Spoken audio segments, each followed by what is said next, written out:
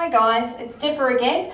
I'm just going to teach you today a forward rocking chair with a quarter left turn. Okay, I'll just turn around and you can watch it from the back, which means you can do it with me. Okay, thanks.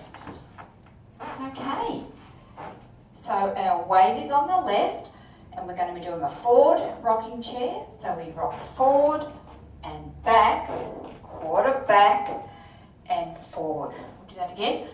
So rock forward and back and forward. Do it one more time just so you get an idea, and then we'll go around the room. So rock forward and back and forward. Rock forward and back and forward. Rock forward and back and forward. Rock forward and back and forward. We'll do it with a count now.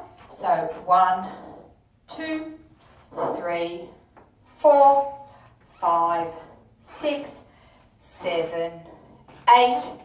1, 2, 3, 4, 5, 6, 7, 8. Now that was a forward right rocking chair with a quarter turn. Thank you for watching. Don't forget to subscribe and don't forget to hit that little bell. Thank you, and we'll see you next time. Bye for now.